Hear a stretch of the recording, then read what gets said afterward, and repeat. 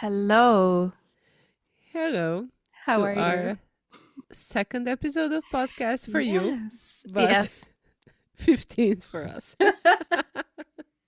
I think we had beginner's luck with our first episode in terms of technical issues because we just sailed through it. And That was smooth. That was smooth. And we today got we're having cocky. some, yeah, we got cocky. Let that be a lesson to you. Don't get cocky.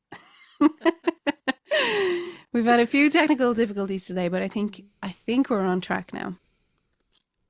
So, Yes. to everybody, welcome. Thanks for joining us last week if you were with us. We premiered the first episode on Monday evening, and we had a few people join us, and we were chatting away in the chat, which was really nice. I think we mentioned that this is our way to release this album, as we don't yet have a plan to be in the same country at the same time in the next few months. It will happen. So it was really nice that people joined us and are helping us to celebrate the release in this way. Yes, it was heartwarming. And yeah, so the idea is that we share each time one song from our album and also talk about it, and kind of give these different layers to it, how it was created, what it means to us, what was the creative process, and also for us to be open for any questions coming our way. Mm-hmm. Yeah. So yes, today we have second song, Siren, and we're going to dive right into it. But before, I just want to say the general perception of the siren archetype is usually of women singing and luring men into their death with their enchanting voices. So let's listen to the song and then we unpack the archetype and our perception of it. Let's do it.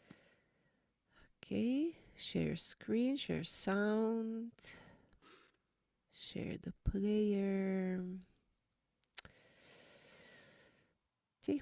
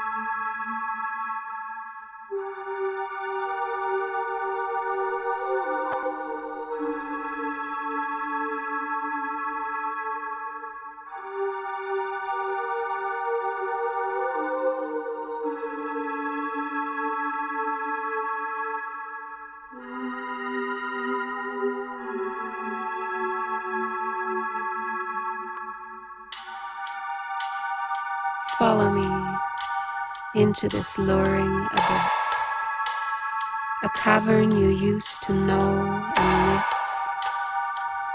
Rest in the bosom of my embrace, peer into my soul and see your own face.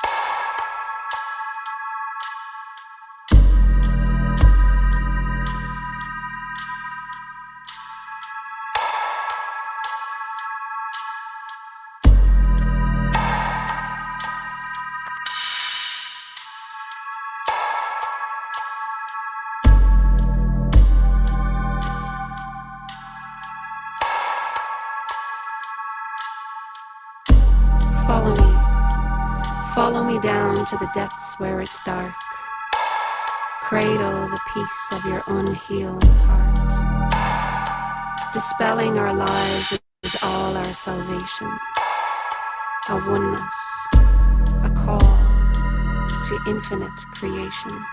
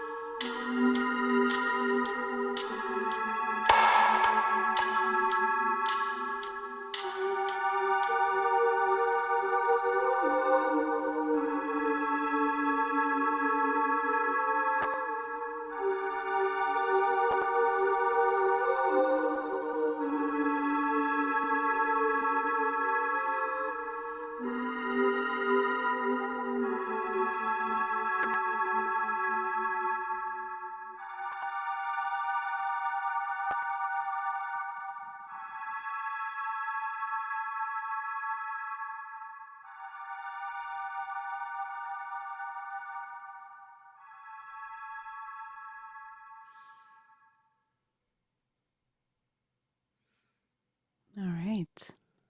Okay. So on my end, there were little glitches in audio. I don't know if that came through or Yeah, it was did for me. me.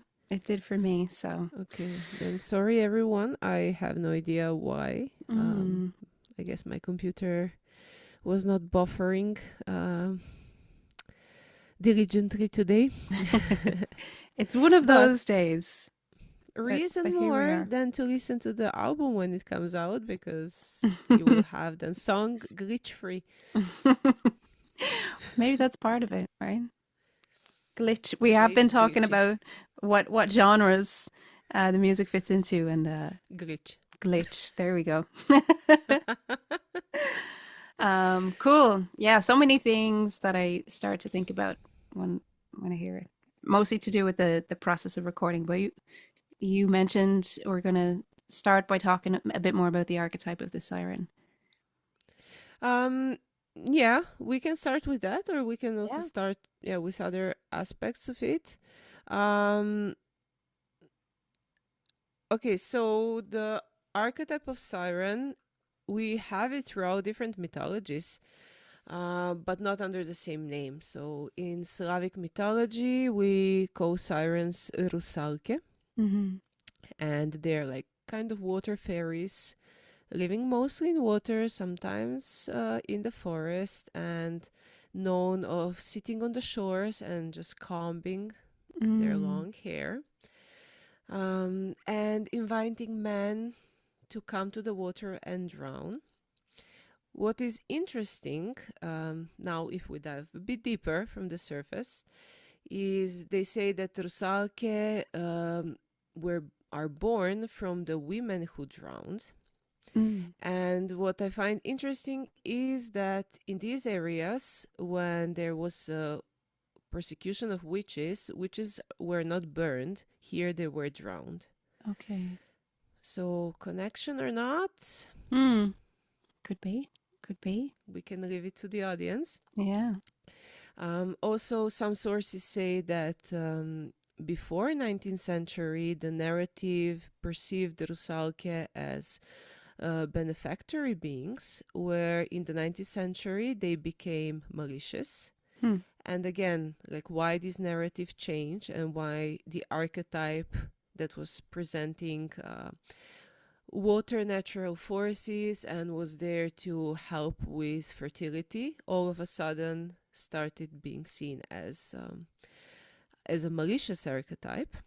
But yeah, I would say the water there for me is actually very important, and we're going to touch upon that a bit later Mm-hmm. when we also go through the lyrics. But for now, let's just remember the water aspect of it. And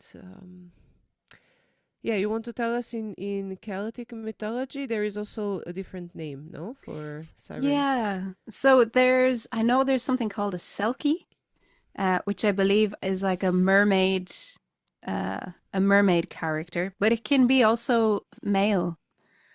So I'm kind of intrigued. Um, yeah, it's interesting that it's not, the siren archetype is usually always related to a woman. Mm-hmm. So yeah, that's I guess a big difference in terms of the selkie. But I would have grown up also with stories of like the siren as well. I think it comes more from Greek mythology. But it's one of those stories that we Universal grow ones, up. yeah. Yeah, yeah. Mm-hmm. What I liked about how we were approaching these archetypes, obviously, we did a certain amount of sort of research and reading and just kind of following our curiosity and also looking at these female archetypes and how throughout time the narrative around them, it usually very often turns a regular woman or an extraordinary woman into some kind of negative being, right? Like she Mm-hmm. gets dragged to the underworld or she becomes some sort of negative character. Yeah, Um, it's too common not to be too common to be overlooked. Yeah. yeah, for sure, for sure. And I liked that we kind of with this project, we wanted to look into the mythology, but we also wanted to filter it through the lens of our own lives as women and the narratives that we grow up with, right? All of these stories Mm-hmm. that we hear about what it is to be a woman, the fairy tales, all of this stuff, expectations that you have from the time you're a child to when you become a Yeah. woman. And I think, yeah, the siren for us, we talked about it being rather than a call to some sort of death or some sort of enchantment, more of a call to go inside of yourself, right? Go into like Yeah. that darker space, whatever. Because again, there's a lot of these like metaphors and analogies, the dark place being maybe death, maybe something negative. The dark place is very rarely framed as like a positive, somewhere that you can find something positive. Mm-hmm. So yeah, I think we were really definitely with the lyrics we were trying to touch on that, like what if this Mm-hmm. luring is our inner voice kind of luring us into ourselves, like, hey, I've got all this like great stuff that you've been kind of hidden away from because society told you Yeah. not to go there. So come, Yeah. you know. And yeah, as you said, I see really a lot of metaphors. Also having this very generalized polarity. Um, I would say that usually is contributed to masculine and feminine. Not going into if it's valid or not, but just Hmm. as a general idea, where masculine is something rational and Mm, feminine is something emotional. And again, bringing now back the water as metaphor for our emotional world. So luring the rational part into coming to the subconscious mm-hmm. emotional part, where it can be death of an ego, death of how we perceive ourselves, and the Yeah. birth of growing, and that still unfortunately is condemned and seen as a bad thing, and still we're encountering and healing, I would say, mostly from generations and hundreds of years of women not being able to speak up and express their voices because they're labeled as emotional and not rational and not having. So we were shutting up, we were not able to sing, we were hiding all of this because the moment you start, oh, you're enchanting, you're luring, you're straying away from what's rational. Mm-hmm. Yeah. And it was very easily labeled as something bad. Where, again, if we look above the duality from the world we live in, there is no such thing as good as a bad. It's just what we do with it, Mm-hmm. what Yeah. meaning we give to it. Yeah. Yeah. And it's like when you were saying that, I can't help but think of, people in certain regions of the Middle East right now who Oof, are being silenced still. This is still happening to this day, who yeah. are, yeah, you can't speak. A woman's voice is not allowed to be heard in public. I Yeah. mean, this is Yeah. 2024, 2025, 5. 2025.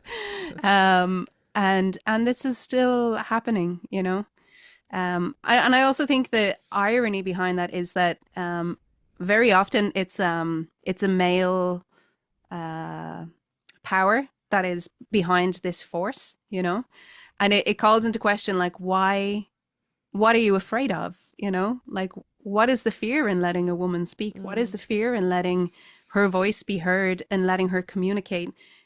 Is it so powerful that you're afraid of it that you need to silence it? I think this is like a really um, yeah, it's a really important question. And it's Yeah. something that I think we all see it in various different aspects throughout society, The thing that we tend to silence is usually something that we're afraid of or we're trying to hide. We're Yeah. trying to push it into the shadows. And as we know, whatever we push into the shadows only gains more and more power until we give it light. Yeah. So I think it's, unbelievable what's happening in those regions, and we need to, as people who have maybe more freedom in terms of sharing their voice, we need to share our voice on behalf of those people. But also, it makes me, I realize that this shadow, this, this silencing is only going to result in something amazing, I think, probably way too far into the future. And Mm-hmm. um, it shouldn't be the case, but there's no way that it's not going to backfire on the powers that are putting this force in place, you know? Yeah, I absolutely agree. Um, Unfortunately, as you said, question is if we are going to see it in this lifetime. Mm. But on bigger scale and zooming out to see the bigger picture, there is no other way for it to resolve, of course. Mm-hmm. Which is something then that keeps the hope up at least a little bit. Yeah. Not to Um, say that, not to take any responsibility away from those of us who have the ability to use our voices, you know, which I think is of even course, more of a reason as vocalists that we really, I mean, there's something in that, right? There's something in being hmm called to be a vocalist. I think that says something, yeah, and it says something different to everybody, I'm sure. But for me, the idea that that's what I've been called to do, to share my voice, is yeah. so multifaceted. It's not just about singing, and it's not just about stories. And yeah. Um, for me, also, what gets me thinking, related to all of that, is yeah, sometimes it is very easy to see the obvious oppression Mm-hmm. and the oppression that is on outside, but also finding these little things and being aware of, even if it's not as obvious, in which ways there is still oppression here, and not even necessarily in our society it coming from outside, but the learned patterns of where do I silence myself and I don't speak up because of thinking this will happen or that will happen, and I swallow my words, I bite my tongue. Um, because yeah, if we also want to speak up for someone else, first we need to have this channel clear for ourselves, and then like waves in the water, it will Mm-hmm. spread Yeah. and reach more and more. So for me, that is very interesting topic, like really self-reflecting and being honest to myself and admitting, oh, where did I not speak up and where did I shut myself? Because again, it's this principle of, I think a lot of times it is easy to blame the outside oppressor. And now I'm not talking about, again, things where it is obviously happening on that level. But on individual level, like where we internalize it, where do we oppress ourselves and not take responsibility for it? Where we avoid ourselves being lured into our Mm. emotional debts, and we put maybe fake positivity on top, and we dismiss the negative feelings because we're not supposed to feel that way, Mm-hmm. and we're maybe not supposed to feel jealous or envious or whichever thing, Yeah. Natural feelings natural that feelings, the that whole occur. specter of it, yeah, Mm-hmm. Mm-hmm. because we don't want to paint just with pastel light colors. Right. um so yeah, like giving yourself permission to be lured into that emotional dark world, Mm-hmm. and just sitting with it, just Yeah. sitting with those parts of yourself that once were rejected from outside. But do I need to keep rejecting those parts of myself? Mm. So for me, that is the importance of Siren Call. Mm-hmm. Mm-hmm. I love that. I think that's a great maybe segue into having a look at the lyrics. Yes. Yeah. Uh, would you like? Shall I do it? Please. Okay. Follow me into this luring abyss, a cavern you used to know and miss. Rest in the bosom of my embrace. Peer into my soul and see your own face. Follow me down to the depths where it's dark. Cradle the peace of your unhealed heart. Dispelling our lies is all our salvation. a oneness, a call to infinite creation. So I think we kind of dissected the lyrics before we even read them out there, but um, yeah, exactly what you were saying. This call, this call from within us to go into the darker places, to sit with those emotions, to ask ourselves, where am I silencing myself? On what level? I know that when we were going through the whole this process that we went through in writing, that Mm-hmm. was very much something we were talking about, allowing that space for us to go into certain feelings, and just sit with them and just allow them, and ask, also try to like unravel the layers of whether is this Mm-hmm. my perception of this thing, or is this maybe my mother's perception of something that I've inherited, or is it society's perception of something that I've taken on as Mm-hmm. my own?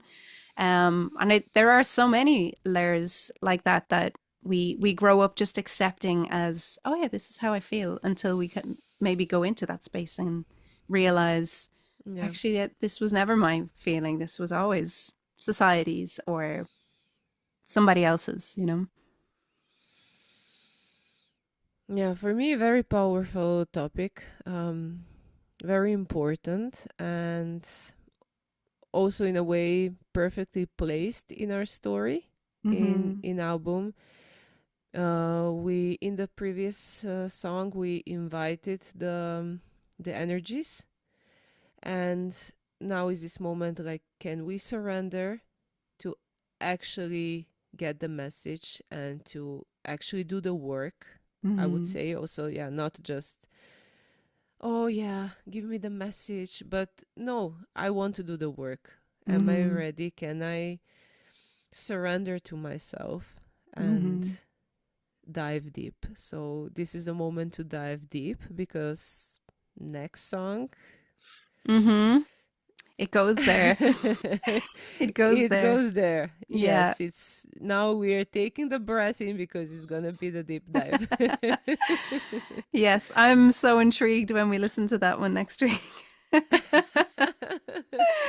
um, but yeah, I we mentioned a little bit before, because I know last time I said, "Oh, I haven't listened to the track because I'd like it to be nice and fresh," and then I realized I should have listened to that track before we talked. So I did listen to Siren quite a bit this week, and I was thinking about something that you had mentioned about this kind of double vision that you mentioned. Do you want to talk about that Mm-hmm. for a second?